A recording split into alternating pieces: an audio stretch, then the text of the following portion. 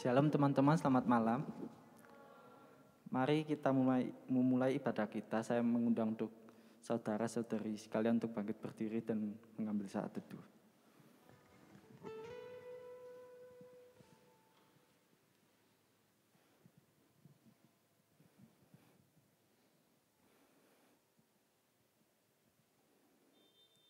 Rasa tenang dalam hatiku, perjalanan hidupku yang selalu disertai oleh Dia. Itu karena kita dekat dengan Allah. Mari kita pujikan, hanya dekat Allahku.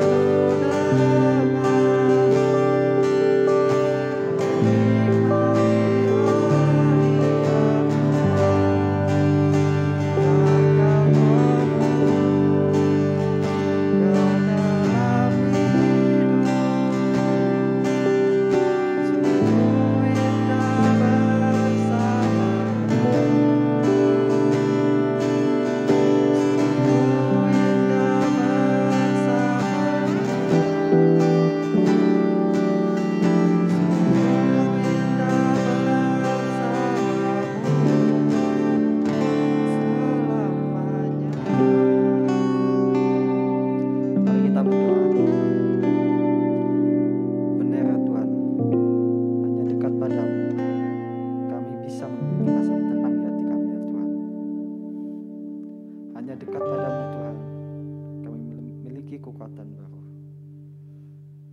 Kami memiliki perlindungan. Terima kasih ya Tuhan atas hidup kami ini ya Tuhan. Dan kami ingin beribadah kepada Engkau, kiranya Engkau menyertai kami ya Tuhan. Hanya di dalam nama Tuhan Yesus kami sedang berdoa. Amin. Teman-teman dipersilakan untuk duduk.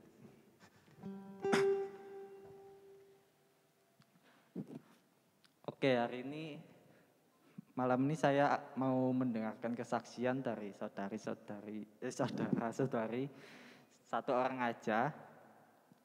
Kesaksiannya itu tentang lagu yang kita nyanyikan tadi. Nah, kalian itu merasa dekat dengan Allah itu ketika apa sih?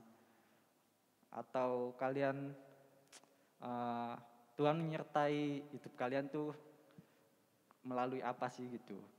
Nah, saya akan menuju dengan kita menghitung nomor. Sekarang tanggal 30.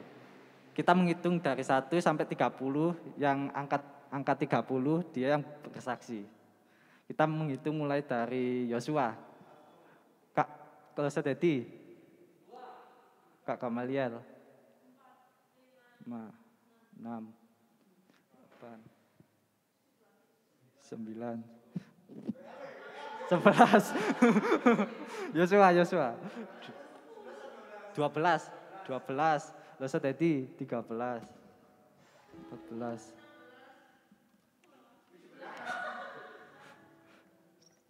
19. 22. 24 Losa. 24 Losa.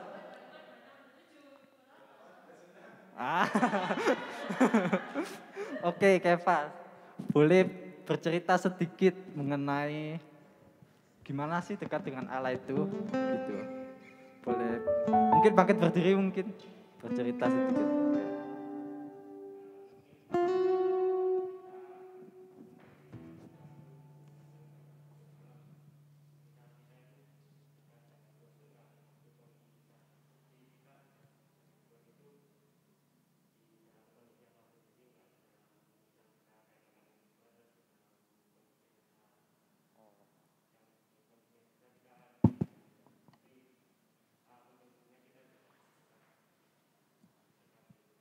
Wes selesai ya? Nyentas teko. Oke, terima kasih Kevas. Tepuk tangan untuk Kevas. Berarti tadi apa? Gak memandang kondisi ya? Oh, makasih untuk Kevas. Oke, mari kita melanjutkan pujian kita. Kita nyanyikan lagu Denganmu Tuhan.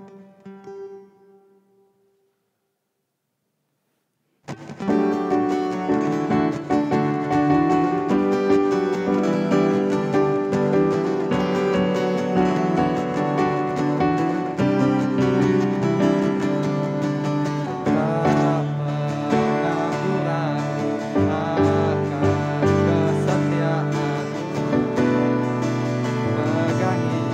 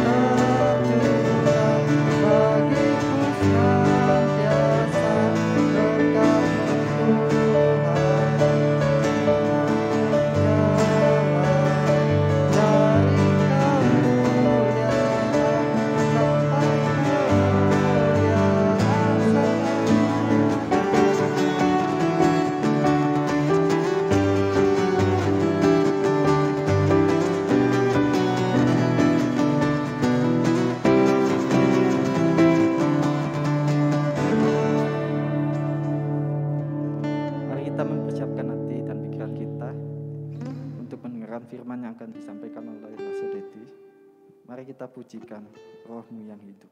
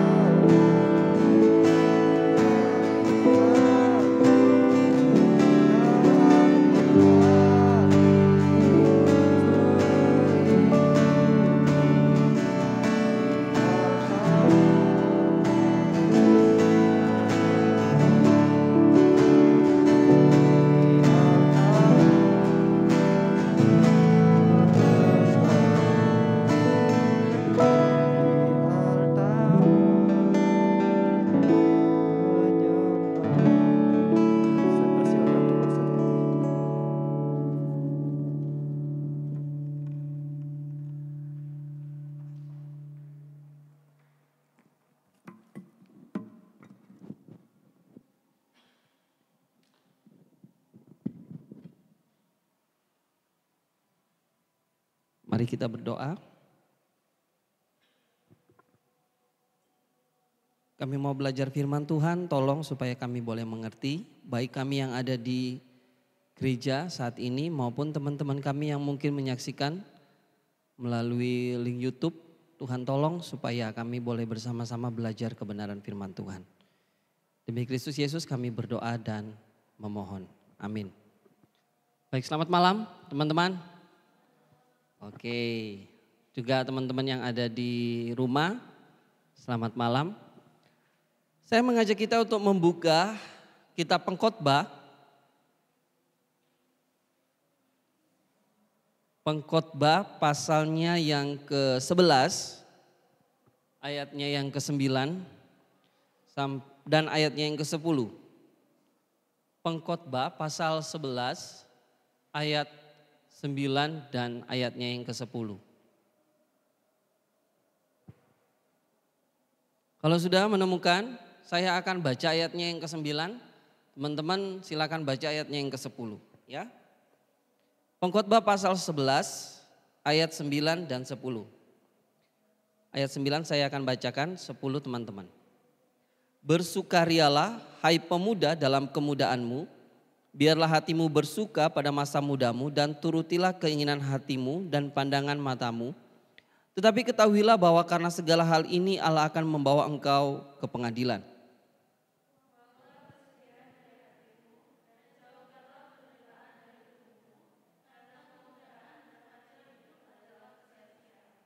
Baik, teman-teman, tidak ada yang menyangka bahwa gereja akan masuk di dalam kondisi seperti sekarang ini. Tidak ada yang menyangka. Ya. Tidak ada yang menyangka kehidupan dan kesehatan kita umat manusia itu terancam dengan begitu kritisnya saat ini. Tidak ada yang menyangka ya. Bagi kita orang yang hidup ya seperti biasa aja gitu. Tapi ketika kena pandemi seperti ini semua berubah. Sekolah berubah, pekerjaan berubah, ibadah termasuk di dalamnya pun berubah. Nah teman-teman, sebenarnya hal ini sudah disampaikan oleh pengkhotbah. Kalau kita rajin dan rutin membaca kitab suci, tentu kita melihat keadaan yang saat ini sedang kita alami, tentu saja kita pun akan setuju dan sependapat dengan kitab pengkhotbah. Kalau teman-teman lihat kitab pengkhotbah pasalnya yang pertama, ya, di sana pengkhotbah mengatakan segala sesuatu itu sia-sia. Pengkhotbah berkata bahwa satu generasi pergi dan satu generasi datang. Tetapi dunia tidak pernah berubah. Dunia ya itu aja. Pengkhotbah juga melanjutkan tidak ada sesuatu yang baru di dunia ini. Apa yang orang pikirkan baru hari ini ternyata itu sudah lama ada. Sejak lama. Dengan kata lain sebenarnya kalau kita melihat pengkhotbah, kita pengkhotbah ini seperti ada orang yang sedang mengkritik kehidupan manusia. Jadi kata kuncinya adalah pengkhotbah ini adalah seorang pengkritik. Dia sedang mengkritik segala sesuatu yang terjadi di dunia ini. Nah uniknya kalau kita belajar kitab sastra hikmat, ada 3 sastra hikmat yang dikenal. 3 kitab sastra hikmat itu adalah Amsal, Pengkhotbah, dan kitab Ayub. Mazmur bukan kitab hikmat karena Mazmur adalah pujian. Ya. Jadi 3 kitab hikmat itu adalah Amsal, Pengkhotbah, dan satunya adalah kitab Ayub. Kitab Ayub tergolong di dalam sastra hikmat karena di dalamnya banyak perkataan hikmat di dalamnya, banyak perbandingan-perbandingan hikmat di dalamnya. Nah, pengkhotbah ini seperti seorang kritikus, seorang yang mengkritik segala sesuatu yang terjadi di dunia ini. Nah tentu saja bukan seorang diri karena ada seorang yang menulis dan pada saat pengkhotbah berkata sesuatu sang penulis ini melanjutkan sesuatu tulisannya. Jadi kalau misalnya pengkritik ini mengkritik ada kalau ada pengkritik ini sedang mengkritik ada seseorang yang mengingatkan. Tetapi takutlah akan Tuhan. Tapi takutlah akan Tuhan. Jadi kata yang muncul sebagai counter dari sang pengkritik ini adalah tetapi takutlah akan Tuhan. Nah teman-teman kalau kita memperhatikan kitab Amsal, pasal 1 ayat ke-7 sangat terkenal. Permulaan pengetahuan ialah takut akan Tuhan.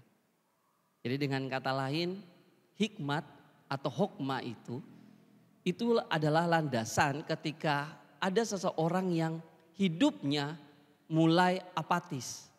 Hidupnya mulai mengkritik segala sesuatu yang ada. Nah, teman-teman terkadang kita benci dengan pengkritik. Tetapi berbeda dengan pengkhotbah ketika dia mengkritik kehidupan seseorang dan dia berkata semuanya sia-sia. Semuanya sia-sia. Kalau ada seorang pengkritik kan kita pasti jengkel ya. Iki ngomong tok ya. Pertama saya melihat seorang kritikus itu ya. Ini enggak boleh sebut merek ya ini ya. Boleh enggak? Boleh sebut merek ya? Boleh sebut merek ya? Bablas aja ya. Iya.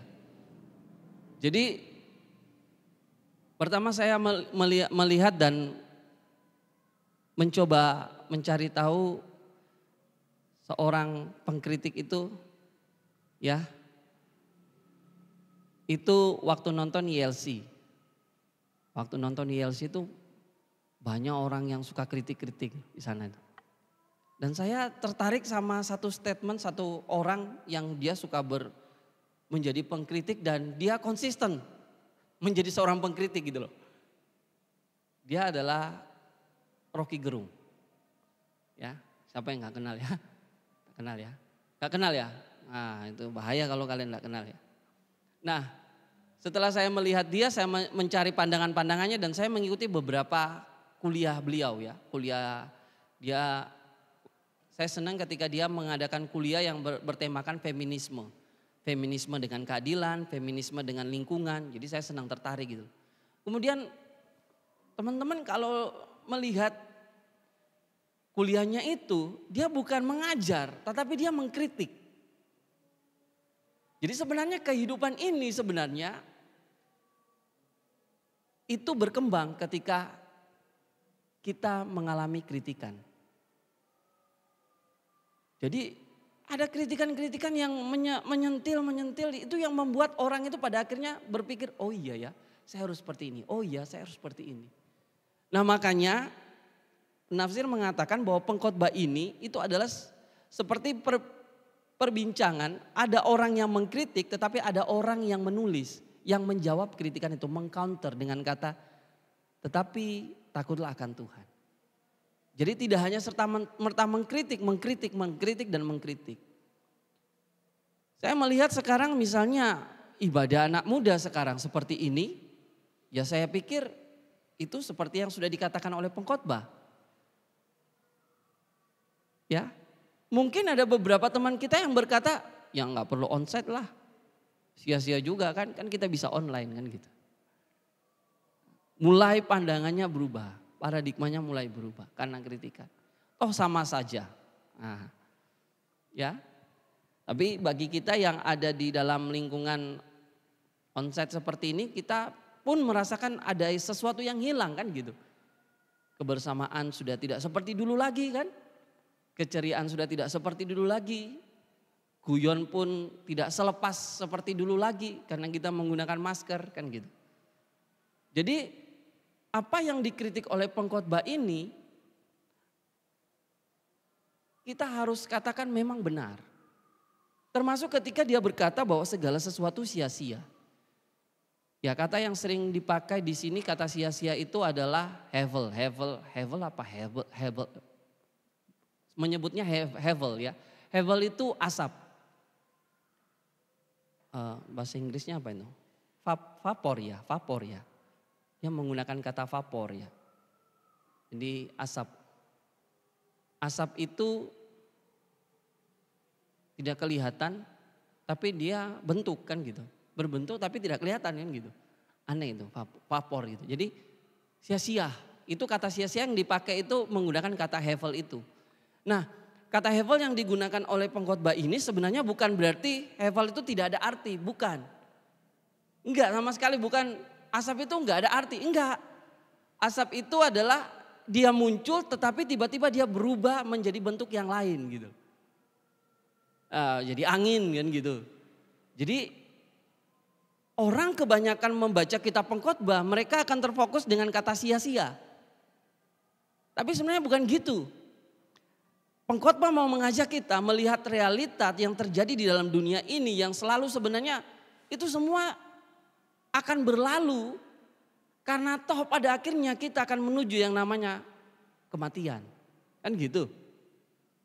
Untuk itu kata pengkhotbah ini ya, kata pengkhotbah, hai pemuda bersukarialah dalam kemudaanmu karena toh nanti kamu akan mati. Nanti toh kamu nanti akan menghadap pengadilan Allah. Hidupmu itu seperti hevel, seperti asap yang kelihatan sebentar terus tiba-tiba hilang menjadi bentuk yang baru. Nah kata sia-sia itu bukan dipakai dengan kata ya wes tanpa pengharapan gitu. Bukan. Tetapi justru karena hidup kita itu begitu singkat, maka mari kita menikmati hidup kita dengan baik. Dan di dalam menikmati hidup kita dengan baik ada satu kata yang menjadi counter dari kata sia-sia itu. Yaitu takutlah akan Tuhan. Jadi bukan berarti sebagai anak muda kita tidak bisa hidup bersukaria, tidak bisa hidup bersenang-senang. Enggak.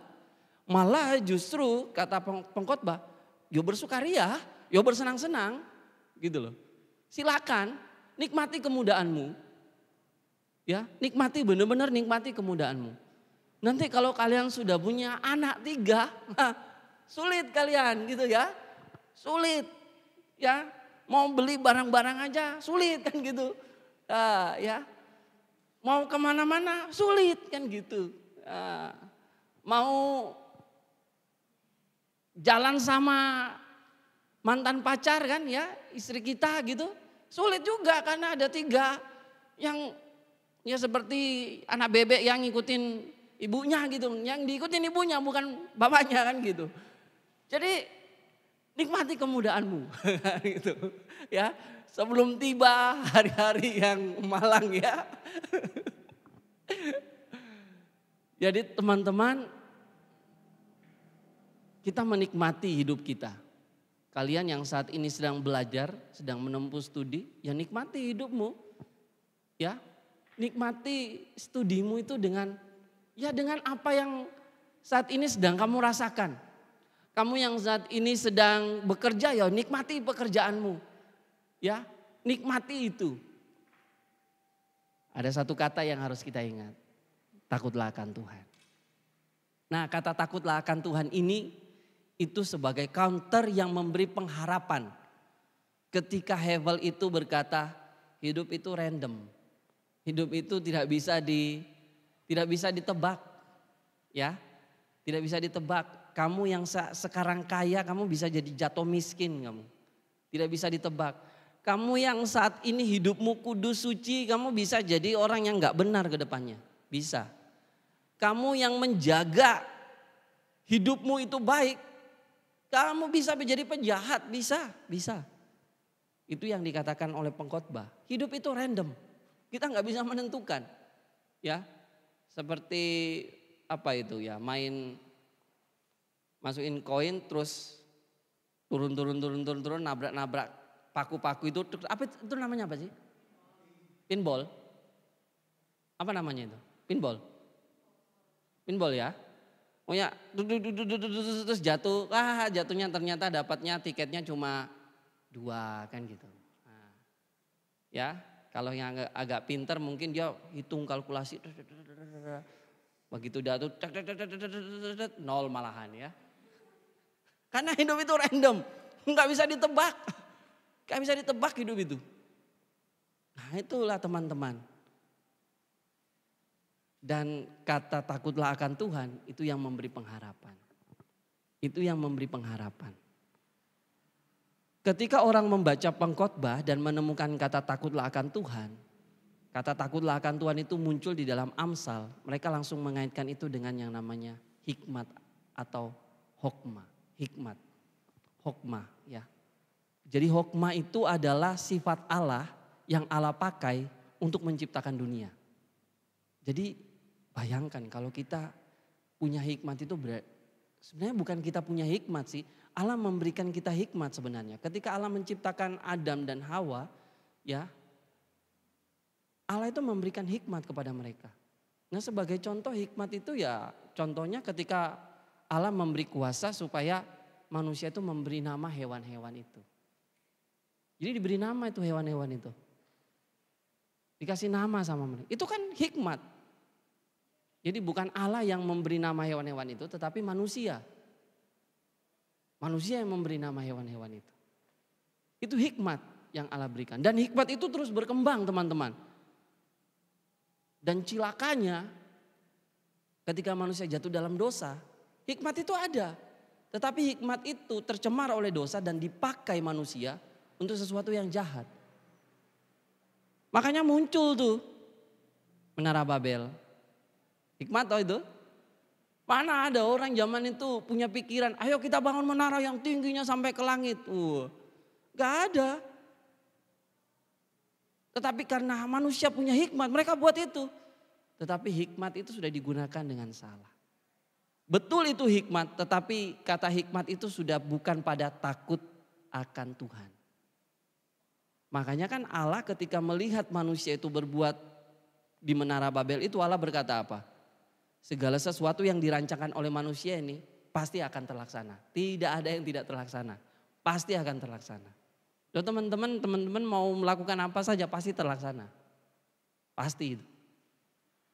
Itu Tuhan aja ngomong gitu. Kenapa? Karena kita sudah diberikan hikmat sama Tuhan. Hikmat itulah sifat Allah yang Allah gunakan ketika Dia menciptakan dunia ini. Ya, hikmat itu juga berkaitan dengan kecerdasan, kebijaksanaan, kepandaian. Ya. Bahkan orang yang bodoh pun pasti berhikmat gitu. Pasti dia punya sesuatu. Pasti itu. Ya. Tetapi yang hilang dari kata kepandaian, hilang dari kata kebijaksanaan itu karena dosa adalah takut akan Tuhan. Makanya di kitab Amsal itu takut akan Tuhan menjadi sebuah tema besar. Rangkaian dari kitab hikmat Amsal itu adalah takut akan Tuhan. Dikritik kehidupan itu ketika dikritik oleh pengkhotbah, tetapi tetap di counter dengan kata takut akan Tuhan. Bahkan ketika muncul kitab Ayub sebagai sastra hikmat yang baru juga, yang muncul pada waktu itu, kata takut akan Tuhan juga terselip di sana. Teman-teman, bagaimana dengan hidup Ayub? Ayub orang yang saleh, Tuhan berkata demikian di dalam kitab suci. Bahkan ketika dia mengatakan, hei engkau perempuan gila kau. Masa kau mau menerima yang baik, gak mau menerima yang jahat. Alkitab mencatat dan dalam perkataan itu pun Ayub tidak berbuat dosa. Bayangkan, saleh kan dia, saleh. Tetapi dia mengalami penderitaan yang luar biasa. Dan di dalam ketidaktahuannya, ya, di dalam kepanikannya, di dalam penderitaannya itu dia ngomong satu kata di dalam kitab Ayub itu, dia bilang Allah mungkin engkau ceroboh. Tahu kata ceroboh? Kata ceroboh itu kalian lagi masak mie, ya, lagi masak mie, pengen ngasih garam, tapi yang kalian ambil gula, salah masuk. Oh, itu namanya ceroboh. Jadi dia ngomong sama Allah itu ceroboh. Mungkin engkau ceroboh, tidak sengaja gitu loh, memberikan penderitaan itu sama aku gitu. Itu sampai Ayub ngomong gitu. Tetapi unik, Allah menjawab itu kan pada bagian terakhir Ayub itu bilang, aku pengen engkau berhadapan dengan aku sendiri menyatakan kesalahanku. Kemudian Allah menjawab Ayub itu dengan memperlihatkan dunia, dan terakhir itu ada dua hewan. Yang satu namanya Lewiatan, penguasa lautan. Yang satu namanya, itu apa ya? Badak ya. Badak apa buaya yang digambarkan di dalam kitab Ayub itu. Dua-duanya adalah hewan buas yang bisa menerkam kita dan bisa membawa malapetaka. Tetapi kata Allah, dua binatang itu ada di dalam kontrolku. Kamu di dekat mulutnya pun kamu gak akan bisa mati kalau misalnya mereka itu aku kontrol. Cuma itu aja jawabannya Allah. Allah gak bilang, kan gak roa, itu yang ngusulin itu loh si iblis, bukan aku. Enggak, Allah gak ngomong gitu.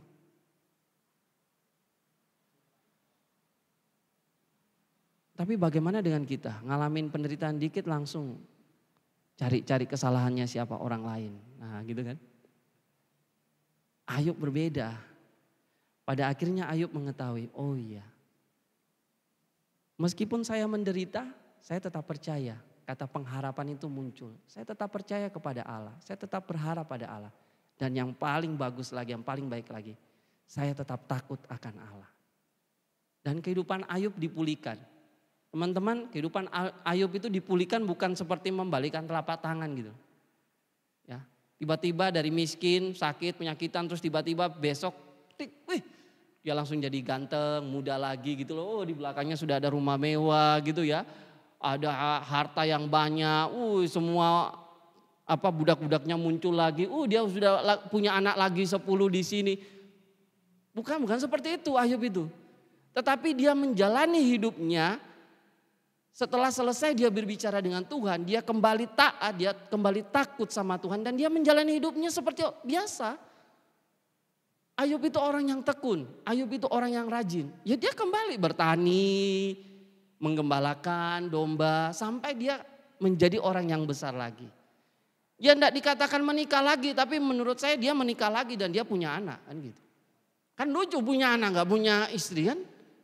Dari mana anak itu? Enggak mungkin kan lahir dari sapi, dari kambing atau dari tumpukan jerami, kan enggak mungkin. Pasti dia menikah lagi. Jadi intinya setelah dia menderita, dia tidak tinggal diam di dalam penderitaannya itu dan menangis, merenungi terus sampai mati gitu, enggak. Dia bangkit, dia kembali hidup, dia menjalani aktivitasnya sehari-hari dengan baik dan dengan kata takut akan Tuhan. So teman-teman, ya hidup ini nanti kita bermain ya. Orang mengatakan hidup ini seperti permainan ya. Kita bisa menang, kita bisa kalah kapan saja. Kita bisa menang, kita bisa kalah kapan saja. Tapi bagi saya secara pribadi, mau menang mau kalah, takut akan Tuhan. Takut akan Tuhan. Mungkin kamu akan kalah di depan orang-orang yang ada di sekitarmu. Mungkin, bisa jadi. Ayub pun demikian kan. Kata sahabat-sahabatnya, kau ini punya dosa kamu. Pasti berdosa ini. Mungkin, tapi kalau kita takut akan Tuhan, itu yang paling penting. Jalani hidupmu. Ya seperti sekarang ini pandemi, ya kita mau buat gimana? Ya, tapi jangan sampai kita menjadi orang yang apatis. Seperti orang yang dikritik oleh pengkhotbah ini. Yo segalanya sia-sia kok, tenang aja wis. Yang penting udah percaya Tuhan Yesus pasti masuk surga. Gak perlu ibadah wis, gak perlu pelayanan wis. Kan sudah percaya Tuhan Yesus, nanti mati juga masuk surga kan gitu. Gak usah pakai masker lah, gak usah ngikutin protokol kesehatan, gak usah divaksin. Kok mati juga masuk surga kan? Apatis hidup itu berarti. Orang yang demikian takut akan Tuhannya tidak ada. Kiranya Tuhan menolong kita. Sebelum kita bermain game ya, main game ya hari ini ya. Oke, sebelum kita bermain game bersama-sama, kiranya Tuhan menolong kita melalui firman. Mari kita berdoa. Terima kasih untuk anugerah Tuhan. Membaca kitab pengkhotbah kami seperti mengiyakan dengan segala kritikan oleh sang pengkhotbah. Bahwa hidup ini sia-sia. Kami masih muda, tetapi 10 tahun ke depan, 20 tahun ke depan, kami sudah menjadi tua dan renta. Ada generasi baru yang menggantikan kami. Hidup ini sia-sia, kata pengkhotbah. Tetapi biarlah kesia-siaan itu menjadi kritik bagi diri kami supaya kami takut akan Tuhan. Karena di dalam takut akan Tuhan ada pengharapan yang besar. Kami menjalani hidup kami dengan hikmat Allah. Kami menjalani hidup kami dengan kekuatan dan pertolongan Tuhan. Kiranya kemurahan dan anugerah Tuhan menolong kami. Memberikan kami pikiran yang baik, pikiran yang jernih, bijaksana. Tatkala kami menghadapi pilihan-pilihan hidup dan seolah-olah kami melihat bahwa Tuhan tidak ada. Seperti Ayub yang bertanya. Tetapi kiranya kalimat takut akan Tuhan akan menjadi kekuatan bagi kami untuk terus hidup benar, baik, di hadapan Tuhan. Terima kasih Bapak, ini doa kami dalam nama Yesus kami sudah berdoa. Amin. Oke, saya kembalikan kepada sang kritikus.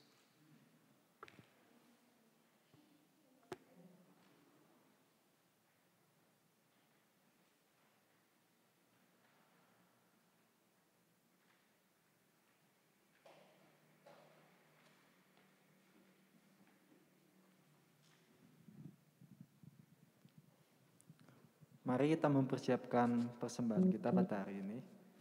Untuk yang mau persembahan secara online boleh menghubungi Cevia. Untuk yang persembahan secara langsung boleh, nanti di belakang ada kantong persembahan di belakang, boleh ditaruh di situ. Mari kita mempersiapkan persembahan kita dengan menyanyikan lagu Kasihnya Seperti Sungai.